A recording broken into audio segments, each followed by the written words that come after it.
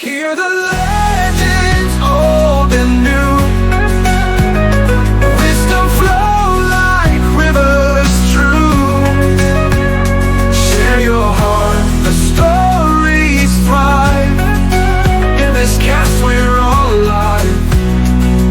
Oh. What is up, everybody? This is Chase, and welcome back to the Wellness Center podcast, where we are destigmatizing mental health one episode at a time.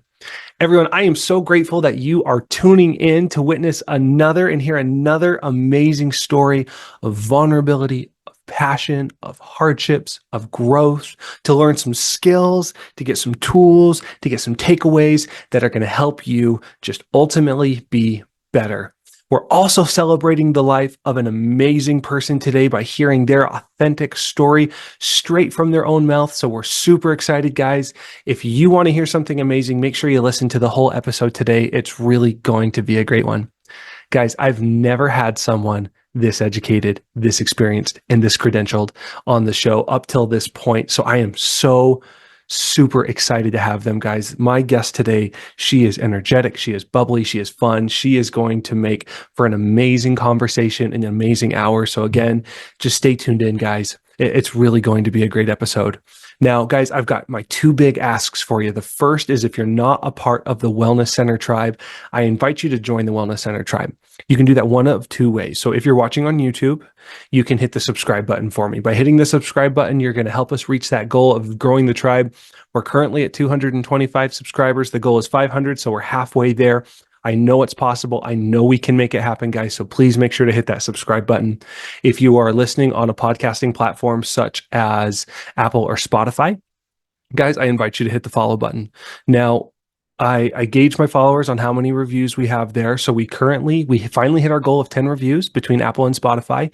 Thank you guys so much for doing that. That means the absolute world to me. It helps other people. It helps yourself. It helps me, guys. I'm so grateful. My next goal is 50 likes throughout both those two platforms of Spotify and Apple. So if you haven't already given us a 5-star review, please make sure to go and do so. If you do it at the end of this episode, give our guest a shout out. If you're listening to previous episodes, go give one of those guests a shout out. Just let us know how appreciative you are of these vulnerable, amazing guests that we're having on a weekly basis. Guys, so my second big call to action for you is share this show, please. Guys, as you're listening to this episode, I want you to be thinking of somebody that you know is going to be able to resonate and learn from the experiences taught by my amazing guest today. And I invite you to share this with them. Not only is that going to help them get some new skills and lessons, it's also going to let them know that you love and care about them. And we could always use a little bit more love and care in the world. So guys, without further ado, I do want to bring on my phenomenal guest. Now, there isn't a massive introduction for this client or this guest because there really doesn't need to be. She is so powerful in the little bit of information that I can share with you guys. So check this out. She is a Harvard-educated author. She has 42 published books that focus on helping children's souls shine, plus raw and candid memoirs about her journey to joy.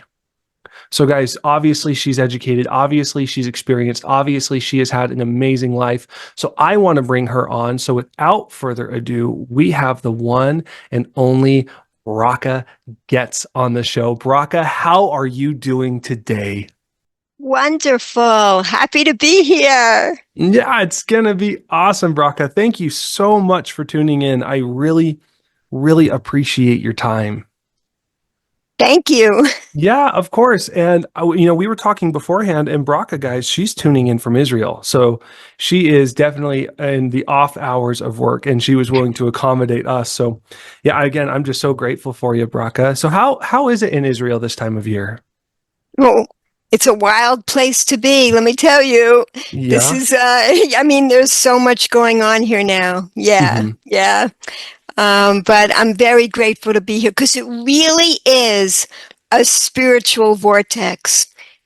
I mean, it just is. In the whole world, this is like the center. If you see ancient maps, you see all these continents and you see Jerusalem at the center. It's been like this forever. Yeah. Yeah. And if you even think about, so I'm Christian, right? And if you look at Christian studies, a lot of what we read in the Bible, Yep. and in other documents is all back in Israel, where a lot of this stuff is happening. So Yes. that's really cool. Are you from Israel originally, or have you just moved there? Right. I'm from New York originally. Okay. You could tell. Uh-huh. And let's see. Then I was at Harvard. Hmm. After I left New York, and then I went on to medical school. Then I came to Israel. I met my husband here, and we lived here a few years. Hmm. Then we went back to America and we lived there. We raised our children there, and now my husband and I are returning to Israel, where we That's first met. Yeah. that's amazing. So how long have you been in Israel this stint, this run around? A few months. Oh, so this is recent. Yeah. Yeah, congratulations. Yeah, Thank you. yeah, so I know in America right now we're getting really close to the presidential election coming up on Tuesday. So Yeah. things in this country are crazy right now. Are Yes. Does Israel have very similar like election cycles and stuff along those lines? Yeah, but like we have this whole war going on different Mm, fronts. I mean, I was also here when October 7th happened last year. I mean, mm, but all I could feel is, and like you feel it in America now too, we are present while history is unfolding. We are alive at a really important time in history. I think we can feel that here, we feel that there. Things are just extremely alive right now, and I'm grateful to be a part of it. You know, Yeah. I've been that's really cool. I've been focusing a lot in my own life on the idea of perspective and Yeah. how perspective changes everything. And I love that you have such an awesome perspective on something that could be taken so negatively. Yeah. And I honestly think that segues perfectly into my first question, right? Because that level of positive perspective isn't something that's typically gained, um, or taught over a short period. It's a long thing that happens over time, through resiliency. So, honestly, Ms. Bracha, if you're okay with this, I want to go right into my big question, my first one, and I would love for you to take us back to a young Bracha Goetz. When were some of the first times that you actually struggled with your mental health?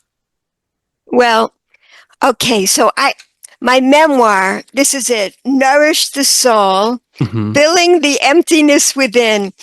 It's a diary. It's like I took the excerpts from my actual diary and my journals and my letters. It begins at age 12.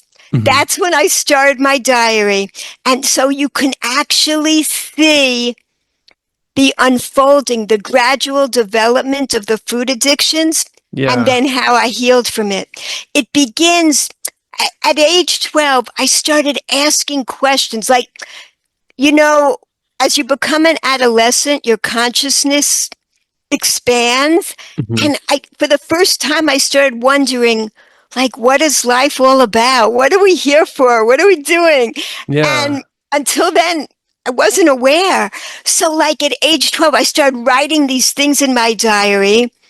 And you can see how it's very gradual, but I get more and more desperate through my teen years to find out what life is all about because something feels like it's missing from my life. Yeah.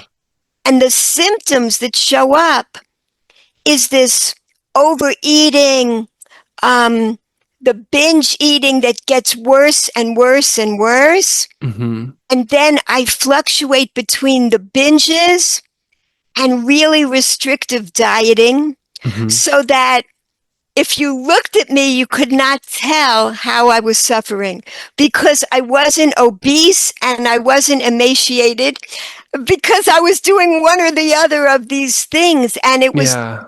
it was absorbing my entire, it gradually took over my whole life. Wow. Yeah. Thank you for sharing. I'm curious about around that time at 12 when you started realizing that um, there were those questions in life. What was kind of going on in your life at home and kind of on a day-to-day basis that started making you question? Was there maybe a significant experience or, something that happened? That's the interesting thing. I don't really think there was. I think I had like a sweet childhood. Yeah. And so, like, with everything being okay, why Mhm. was I still missing something? Like, Yeah. it wasn't like I had a traumatic childhood or anything, or abuse or neglect. No, I, I had a sweet, quiet, simple childhood. We lived in this little rent controlled apartment, Mhm. and I was just like wanting more and more. And like, so I looked everywhere. Mhm. I tried everything. I experimented with stuff. I looked into different religions through the years. And eventually I started at one point doing well in school just because I was searching for this wisdom. So, like, Yeah. I started doing so well, like, the people in high school said, you should go like to some like school like Harvard or something. My parents were like, what? Like, we don't do that kind of thing. Like, they were like very simple people, but I was like, Yeah. oh no, like, I want to go to like the ultimate place of wisdom. So I ended up kind of rebelling and going there. It sounds crazy, but like, I really wanted to be. And the truth is, when I got there, like, I met like the most famous people and the children of the most famous people. It was like I achieved my goal, and it was an illusion. That's what I call my turning point in life, because like, I talk about this garden party in my book. I write about the garden party I went to, where Yeah. like, it was children of all these famous people, the Kennedys, the Rockefellers, Moynihans, and like, at this party, it was this beautiful day in May, and there's this huge thunderstorm all of a sudden.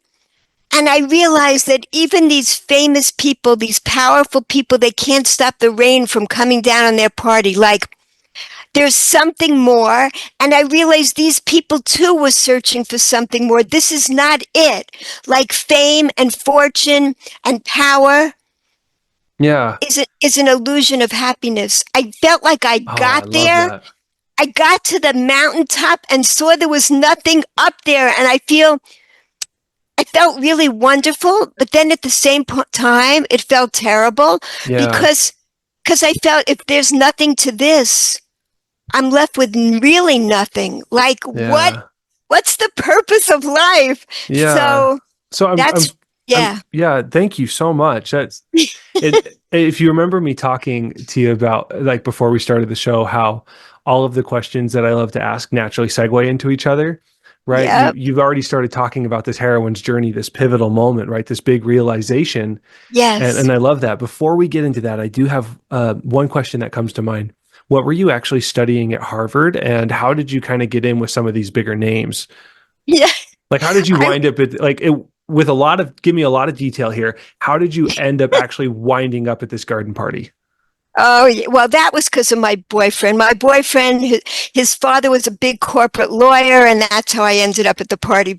Oh, okay. But yeah, and um, I also think that if I'd known that they'd known I was Jewish, I wouldn't have been there. It was still like a Mm, kind of like preppy kind of place where, yeah. and he wasn't Jewish, and my boyfriends were never Jewish back then. So anyway, but like, but like, I was in school, like, Caroline Kennedy was in my dorm with me, and Hmm. she would ask me, like, she knew I was Jewish, and she'd ask me about Judaism. Like, she was interested in these things, even though I didn't know much about it myself. Hmm. And like Bill Gates, Bill Gates, I was into dance, and I was in the dance studio, and he was in the computer room. There was one little computer lab. Hmm. In those days, nobody had computers. It was just one computer lab in the whole entire building. Hmm. And he was there with his, assistant, Steve Ballmer, who became his assistant at Microsoft. And they were just considered such nerds. Like, they were always in this computer room. Everybody like kind of looked down on them. It's like, Hmm. yeah, it was really interesting. So I knew Abby Rockefeller, and Tim Moynihan. Oh, I knew like all these people. Yeah. Robert F. Kennedy Jr., who's now, big on the scene. Like these were all the people in my time there at Harvard. That's So, so cool. And what were you studying? Were you studying uh, dance? Art? so I was studying psychology, Okay. and I was pre-med, and I wanted to go to medical school and become a psychiatrist. And of course, I was doing like groundbreaking research, even as an undergraduate, in what subject?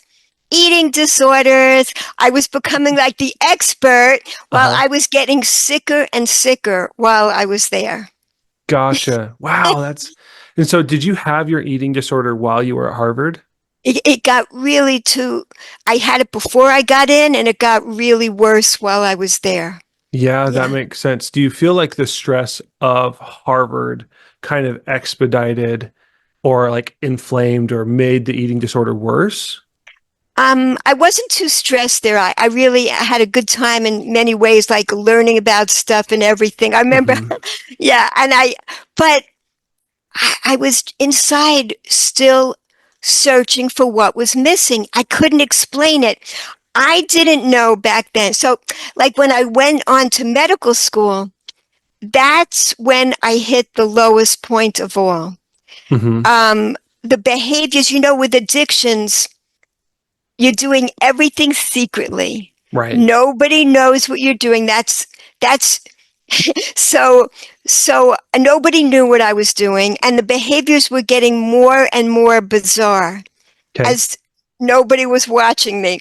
So by the time I hit medical school, it was totally taking up my brain power, my emotions, my energy, and I wasn't functioning too well, but I was, still passing the courses and going on with it.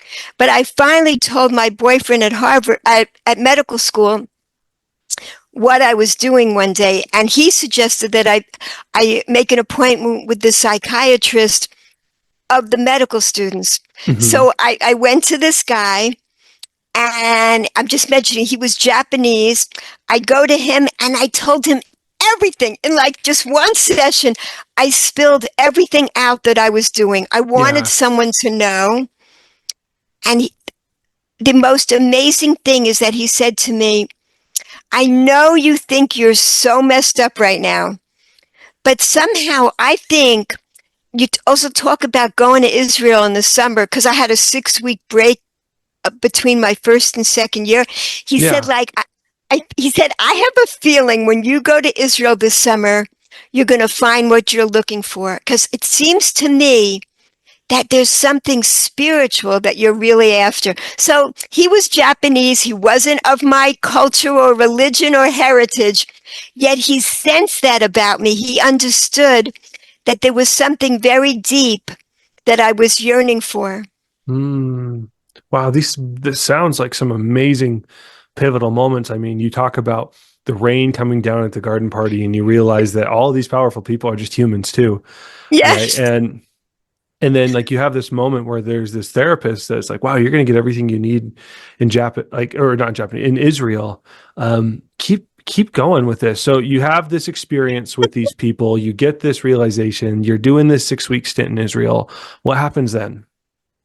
Yeah. So I go to Israel, and my parents, they wanted me to go, like, learn about your heritage, but like, they said, just don't contact this one guy I knew from childhood because he became like a religious fanatic. No, don't. So, of course, right away I contact him, like I'm always being rebellious against whatever. So I call, he meets me. I was there to volunteer at the hospital, Yeah. Hadassah Hospital, And how with old were the, you at this time? I'm 22. Okay, cool. Sorry, keep going. And I'm there to talk to like the oncology patients on the ward and try to do some therapy. So meanwhile, I say to him, I don't even know why life is worth living. Can you help me? I need to help my patients someday, my clients. He goes, yeah, don't worry about your clients. They called them patients back then. He said, I'm going to try to, I'll take you to some schools where you can learn about what the purpose of life. So I went to these places, and these were people like me. They were like idealistic people searching like I was, and I'd never met people like this or teachers like I met there. It wasn't like the cynical kind of learning I was doing at Harvard. I can't explain it. It was like very pure and sweet. And it was, I felt like these are people really searching for truth, which is what I was after. What I learned there, what changed my life, is that I learned what fills us up spiritually and what I was missing, and that's gratitude. I learned that if you see the world through eyes of gratitude, the colors will come back. Like the world had turned gray for me. I had no morals left. It didn't matter to me who I was with. It didn't matter what I did. It's hard to believe that with that whole thing of looking successful, going to Harvard, going to medical school, I really didn't want to live anymore by that point. I felt like, what's the point of all this? I don't know what I'm living for. I was really ready to give up. I really hit the bottom. Yeah. And then I found what fills us up, what really brings us fulfillment in life is gratitude. And that's when the colors started to come back. Yeah. And the world was no longer gray any longer. Wow. And it's been that way ever since, because I really learned the secret to happiness. And that's what I've been doing ever since, sharing it with others through children's books, teaching it to children from the beginning of life. And then now teaching it to everybody at any age, because we can always play catch up at any point. Right. I love that. Thank you so much. And guys, for those people listening up to this point, thank you for tuning in up to this point. What a powerful moment in Bracha's life that she was willing to share with us. That is so cool. And for those that don't know, she's been discussing her heroine's journey with us, right? This point of, and she's mentioned a few of them, but this extreme moment where she realized life was dull and gray and it wasn't worth living and all these things, right? This really extreme moment or pivotal trial that helped her become a much better person, right? This realization of gratitude needed to be there. So so thank you, Bracha, first for everything you've shared up to this point. It's been awesome. I'm curious, and this goes into my third question really well, these skills you developed and how they've evolved over time. So you're in this school, or you go to this area where there's a lot of like-minded people, like similar people that are looking for a deeper meaning of life. Right. How did you learn about, how did you learn that you needed gratitude? And how did you start developing the skill of practicing gratitude? Right. Beautiful. So this new way of life, it came with guidelines that from the morning till the night, we practice gratitude. There are gratitude exercises, and you can start doing them by rote as well. You can start doing them in a non-mindful way also once you have these exercises. But there are opportunities for mindfulness. There are opportunities for gratitude. So whenever we approach them that way, we can get into a really joyful state of gratitude. And it begins from the moment I wake up. The first words out of my mouth are thank you for a new day of life. Till I go to bed at night and I say thank you again. But all day long, before I eat anything, after I eat something, I'm expressing blessings into the world. I'm not taking it for granted anymore. I'm appreciating what I have. I'm appreciating that there is no scarcity of pleasure in this world. There's truly an abundance, and now I can recognize that. Yeah, that's amazing. And how long did it take you practicing this deep level of gratitude before you started actually feeling the deep level of gratitude? Yeah, like in my book, in this memoir, I talk about I'm learning all this stuff, and then I go out and have this huge binge, because like it takes time to integrate it. You're not going to just do it all right away. So I'm trying to learn it. I'm integrating it. And I see that gradually these binges are dropping off. They're just not happening often anymore. They're just gradually going away. What is going on? And people that knew me from before, they would say to me, you're just replacing one thing with another thing. And I was confused myself. Why was there no longer a need for the addictions? Why, by bringing these gratitude guidelines into my life, why did I no longer have that need to keep stuffing my face? And I recognized that it was really through putting the book together that I began to see the thread going through my life. Because when I compiled it, I began to understand there was such a craving for fulfillment in life, and nothing was filling me up. No amount of eating the whole box of chocolate chip cookies left me feeling emptier than the box, Eating the whole container of ice cream doesn't help. And so many people can relate to that, I know, because it comes from a sense of scarcity. I feel that I don't have enough pleasure in my life, so I better keep stuffing my face because that very moment I'm feeling pleasure. At least I'm feeling comfort right that moment while I'm on drugs or while I'm drinking or while I'm gambling or while I'm spending money in the store, whatever the addiction is. We try desperately to fill it with external things, and it doesn't work because it's not a physical hole. It's a deep spiritual hole, and it's real. The hunger is genuine, and it needs to be filled with spiritual fulfillment. And that simple spiritual fulfillment is gratitude, really appreciating, recognizing that there is an abundance of pleasure in this world, and we have the power to bring it into our lives at any moment.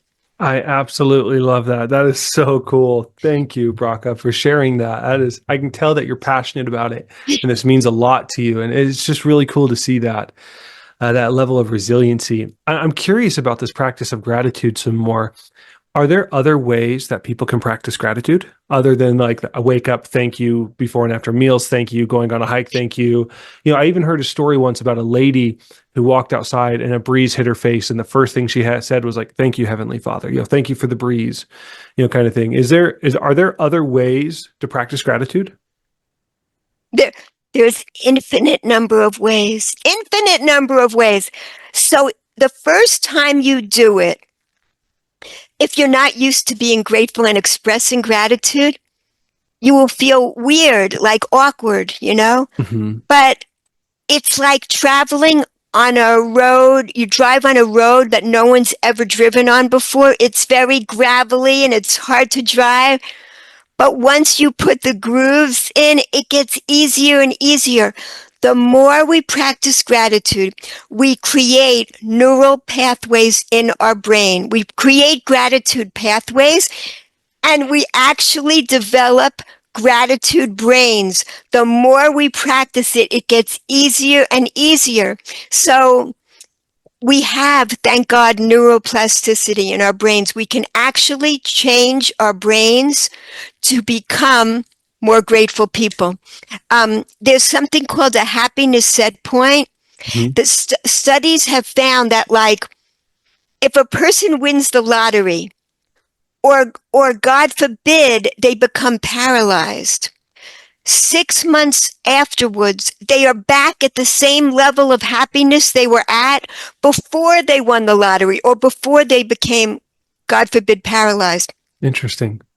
But if they develop a gratitude practice, anything, pick what you want, writing 3 things down before you go to bed at night, 3 different things each day of what you're grateful for. Whatever your practice is, if you develop this practice 6 months later, you can change your happiness level. That's what the studies found. You actually change the kind of person you are. Dude, thank you so much for answering that. That was actually the question I was going to ask you next of how long does it actually take to see that effective change? And 6 months is scientifically what is the right Right. answer. That's Yeah, so, but that's what studies have found, and maybe it's even earlier. Because listen to this. This is also an amazing statistic.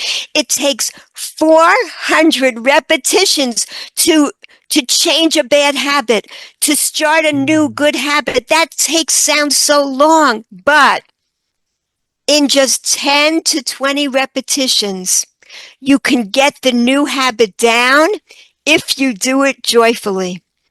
If you start a gratitude habit which brings you joy every time you do it, 10 to 20 times that you're being more grateful than you used to be, you've got a new habit down. That which is, simple. it's less than a month. Yeah. That's so easy. You can do anything for a month joyfully. Yeah. 10 to 20 times.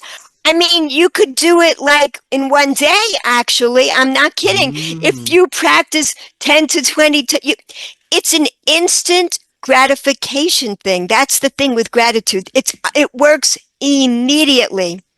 I'm just going to give an example. This is a fake orange, but I don't have, oh, I do have a real orange. I forgot. Okay. But this is a fake orange. But look at this. Just practice gratitude with something so little like an orange. Mhm. First of all, these oranges, they're, and most fruit, they're green. They're hidden with the leaves until they're ready for you. So when it becomes the most bright and vivid color, that's when it's ripe and it's calling you. We're ready. So you had the enjoyment of looking at the beautiful color. It smells beautiful. And then it's individually wrapped for you. So like for months, it's waiting for you to eat it. And when you open it, you get this sweet juiciness that's so good for you. And at the end, you find these seeds. These seeds become more orange trees, infinite more oranges. So here is a present.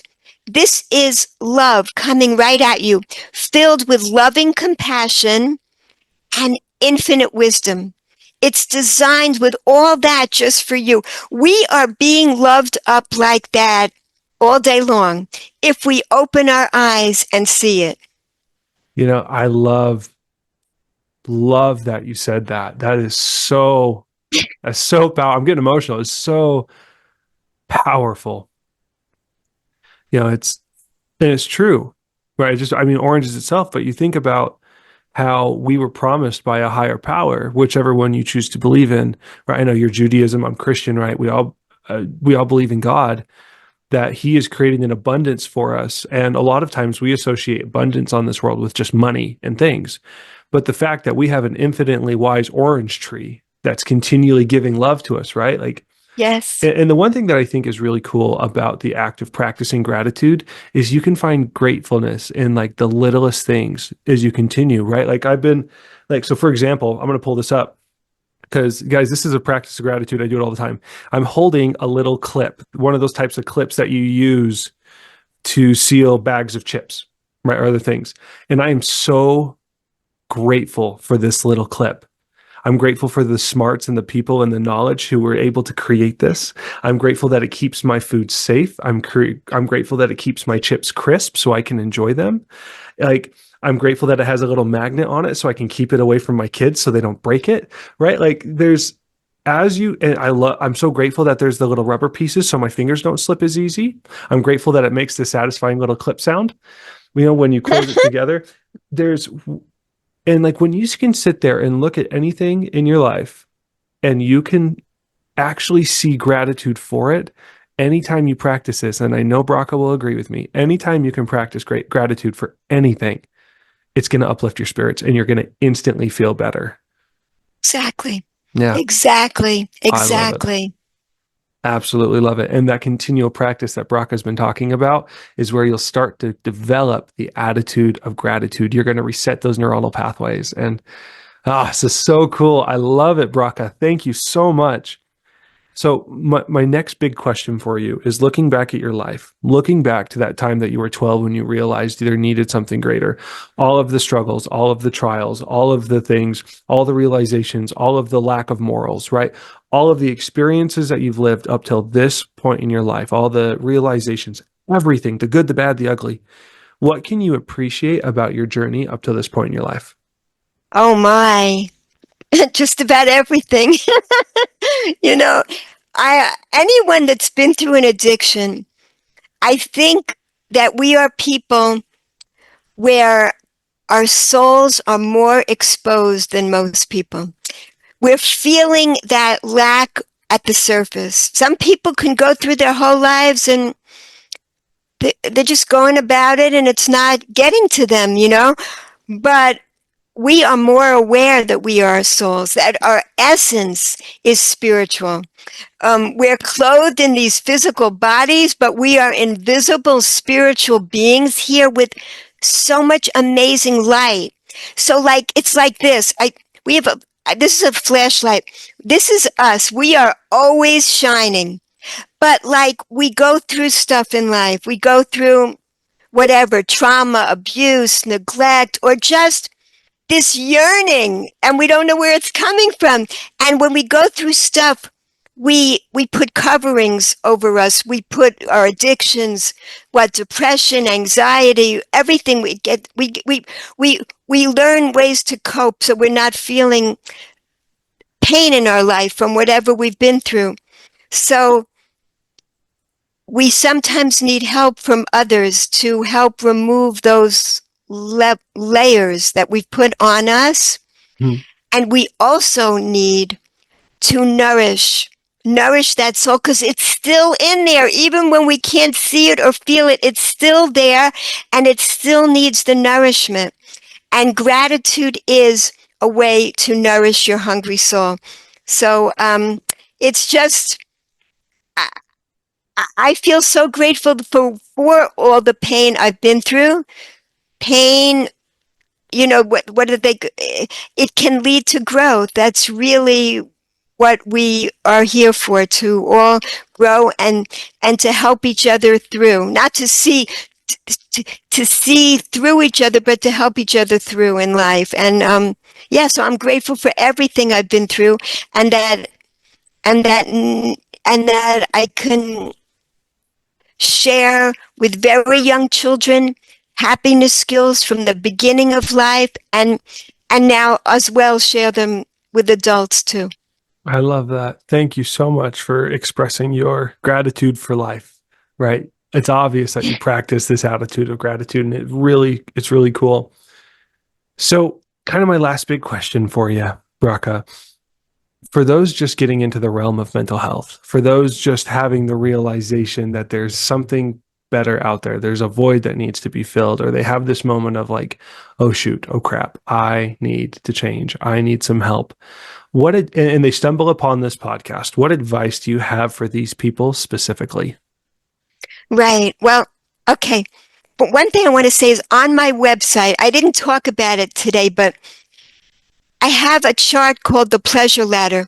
It explains all the different possibilities of ways that you can find gratitude, and you could download it for free, this chart. I encourage people that have an overeating problem to put it on their fridge or their cabinet or whatever, if the person has any type of addiction.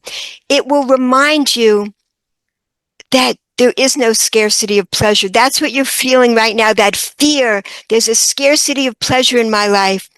It will remind you of the abundance. It will help you to see the abundant ways that you can bring pleasure into your life this very moment.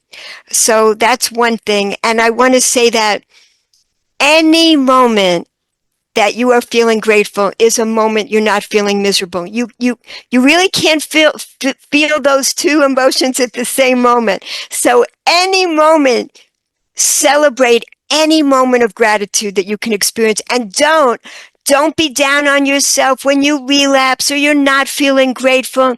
It's going to happen. Just be grateful for the times that you can be grateful.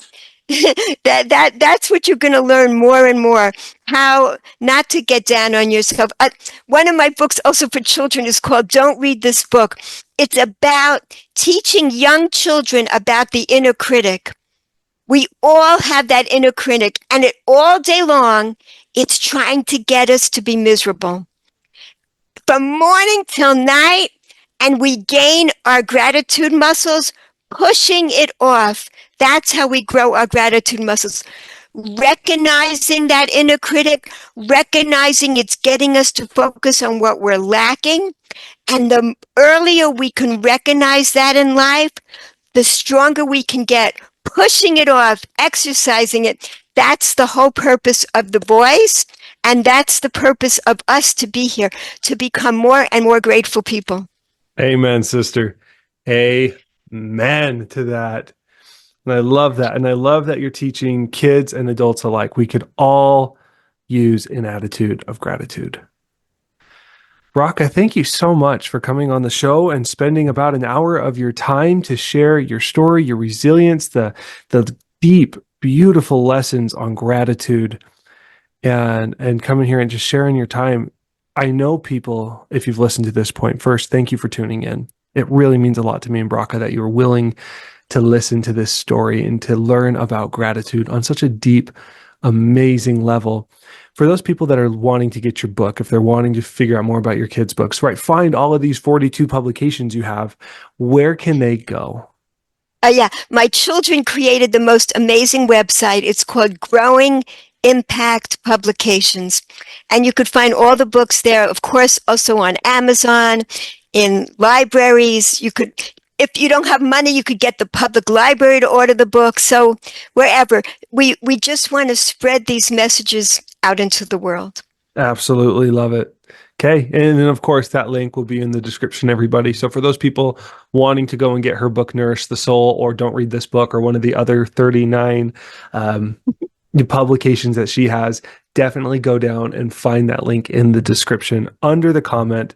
Check out what Bracha's doing. So guys, that is the episode today. Thank you so much for tuning in. I really appreciate it. Bracha, from me to you personally, thank you so much for your time and the lessons. I know I definitely needed this recharge today, and I'm just so grateful for you.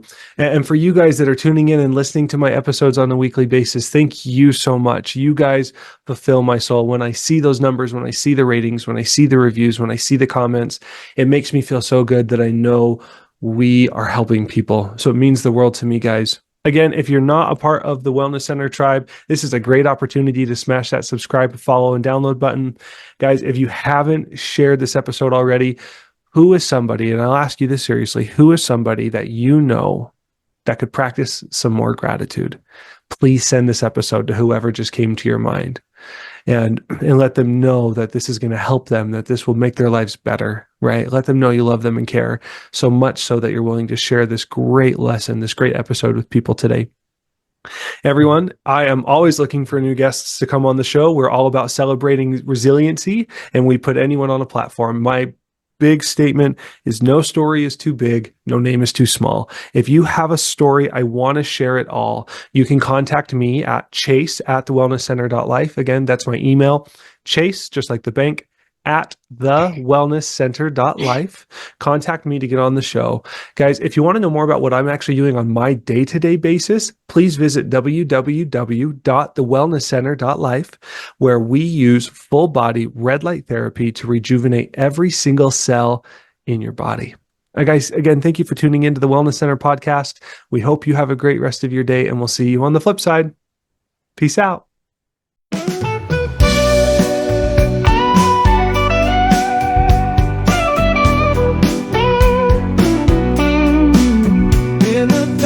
I found my light so true. Every scar became a story.